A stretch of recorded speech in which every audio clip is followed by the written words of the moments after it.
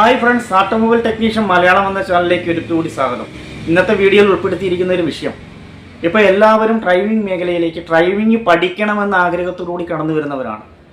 അപ്പോൾ ഇങ്ങനെ പഠിക്കണമെന്ന ആഗ്രഹത്തോടുകൂടി ഡ്രൈവിംഗ് സ്കൂളിനെ സമീപിക്കുന്ന സമയത്ത് വെഹിക്കിൾ ഡിപ്പാർട്ട്മെൻറ്റിൻ്റെ ഒരു നിർദ്ദേശമുണ്ട്.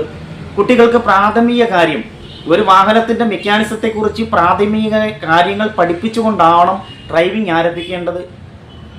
അപ്പോൾ അങ്ങനെ അതുകൊണ്ടായിരിക്കാം ഞങ്ങളെ ഒരു ഡ്രൈവിംഗ് സ്കൂൾ സമീപിക്കുകയും കുട്ടികൾക്ക് പറഞ്ഞു കൊടുത്ത് മനസ്സിലാക്കത്തക്ക രീതിയിൽ ഒരു മെക്കാനിസം ഉണ്ടാക്കി തരണമെന്നും, ക്ലച്ച് എങ്ങനെ പ്രവർത്തിക്കുന്നു, അല്ലെങ്കിൽ എൻജിൻ എങ്ങനെ പ്രവർത്തിക്കുന്നു, ക്ലച്ചും ഗിയറുമായിട്ടുള്ള ഒരു ബന്ധം എന്താണ് എന്നുള്ളതൊക്കെ കുട്ടികളെ പറഞ്ഞ് മനസ്സിലാക്കത്തക്ക രീതിയിലുള്ള ഒരു മെക്കാനിസം ചെയ്തു കൊടുക്കണമെന്ന് ആവശ്യപ്പെടുകയും അതിൻ്റെ ഫലമായിട്ട് ഞാൻ എൻ്റെ ഐഡിയയിൽ തോന്നിയ ഒരു രീതിയിൽ ഒരു മെക്കാനിസം ചെയ്ത് ഒരു ഡ്രൈവിംഗ് സ്കൂളിന് കൊടുക്കുകയും ചെയ്യും. ആ ഡ്രൈവിംഗ് സ്കൂളിൽ വെഹിക്കിൾ ഡിപ്പാർട്ട്മെൻറ്റ് ഇൻസ്പെക്ഷൻ എത്തിയ സമയത്ത് അവൾ വളരെ സന്തോഷപൂർവ്വം അതിനെ സ്വീകരിക്കുകയും ഈ ഒരു മെക്കാനിസം എല്ലാ സ്കൂളിലേക്കും, ഒട്ടുമിക്ക സ്കൂളുകളിലേക്കും ചെയ്തു കൊടുക്കണമെന്നുള്ളൊരു നിർദ്ദേശമൊക്കെ ഡ്രൈവിംഗ് സ്കൂളിന് കൊടുക്കുകയുണ്ടായി. അത് പ്രകാരം ഒരു 5-6 ഒരു മെക്കാനിസം, ഒരു 6 മെക്കാനിസമെങ്കിലും ഇവിടുന്ന് ഉണ്ടാക്കി നമ്മൾ അത് ഓരോ ഡ്രൈവിംഗ് സ്കൂളിനും, കൊല്ലം ജില്ലയിലുള്ള ഓരോ ഡ്രൈവിംഗ് സ്കൂളിനും കൊടുക്കുകയുണ്ടായി. അപ്പോൾ ആ ഒരു മെക്കാനിസം എന്താണെന്ന് ഈ വീഡിയോയിലൂടെ നിങ്ങളെ അറിയിക്കണമെന്നുള്ള ആഗ്രഹം കൊണ്ടാണ് ഇങ്ങനൊരു വീഡിയോ ചെയ്യുന്നത്. അപ്പോൾ കുട്ടികൾക്ക് വളരെ പ്രയോജനം ചെയ്യുന്ന, ഡ്രൈവിംഗ് പഠിക്കാൻ എത്തുന്ന കുട്ടികൾക്ക് ഈ മെക്കാനിസം എങ്ങനെ പ്രവർത്തിക്കുന്നു എന്ന് വളരെ സിമ്പിളായി മനസ്സിലാക്കി കൊടുക്കത്തക്ക രീതിയിലുള്ള ഒരു മെക്കാനിസമാണ് ചെയ്തിരിക്കുന്നത്. അപ്പോൾ ഈ വീഡിയോ പൂർണ്ണമായി നിങ്ങൾ കാണണം, അതിനെ സപ്പോർട്ട് ചെയ്യണം. നമുക്ക് വീഡിയോയിലേക്ക് കിടക്കാം. ഫ്രണ്ട്സ്, നമ്മൾ ചെയ്തു വെച്ചിരിക്കുന്ന ആ മെക്കാനിസം നമുക്കൊന്ന് കാണാം.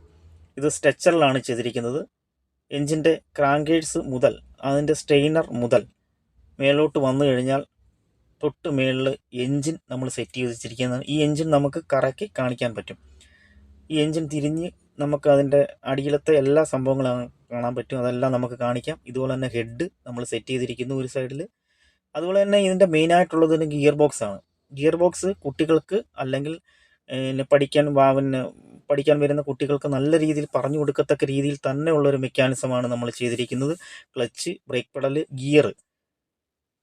അപ്പോൾ നല്ല രീതിയിൽ ആ ഗിയർ ബോക്സ് കട്ട് ചെയ്തിട്ട് അതിൻ്റെ പ്രവർത്തനം കാണത്തക്ക രീതിയിൽ തന്നെയാണ് നമ്മൾ ആ ഒരു മെക്കാനിസം ചെയ്തു വെച്ചിരിക്കുന്നത്.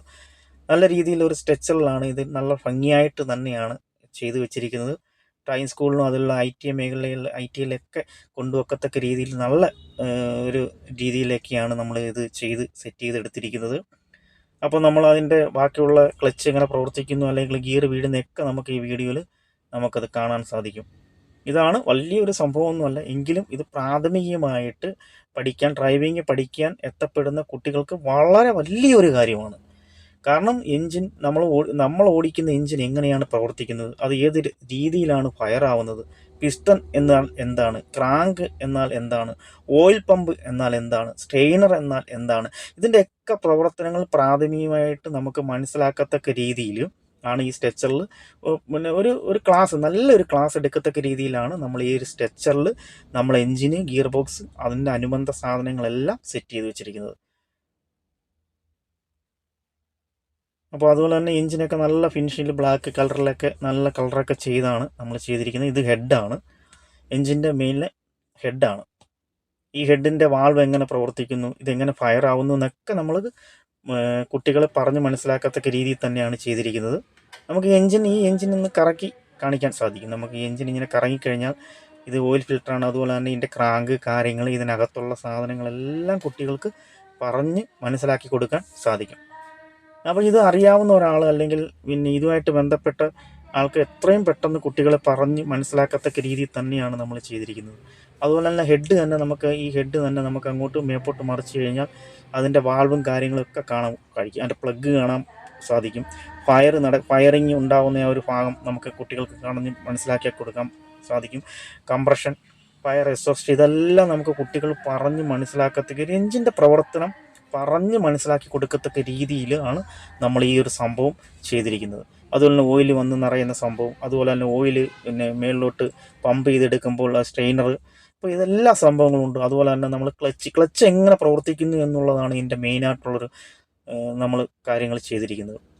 അപ്പോൾ നമുക്ക് ആ ക്ലച്ച് ഒന്ന് അപ്ലൈ ചെയ്ത് കൊടുക്കുമ്പം ആ ക്ലച്ച് എന്താണ് അവിടെ സംഭവിക്കുന്നു എന്നുള്ളത് കുട്ടികൾക്ക് പറഞ്ഞ് മനസ്സിലാക്കാൻ നമുക്ക് സാധിക്കും. ഇതാണ് ക്ലച്ച്. ക്ലച്ച് നമ്മൾ ഒരു വാഹനത്തിൽ ചവിട്ടുന്ന അതേ ഫീലാണ്. വാഹനത്തിൽ നമ്മൾ ഒരു ക്ലച്ച് അപ്ലൈ ചെയ്യുന്നുള്ള അതേ ഫീലും അതേ സിസ്റ്റം തന്നെയാണ്, അതിനൊരു മാറ്റവും ഇല്ല. നമ്മൾ ആ ക്ലച്ച് ചെയ്യുന്ന സമയത്ത് തന്നെ ആ ബെയറിങ്, റിലീസ് ബെയറിങ്, അപ്പോൾ ഇതാണ് നമ്മൾ ക്ലച്ചിൻ്റെ ബെയറിങ്.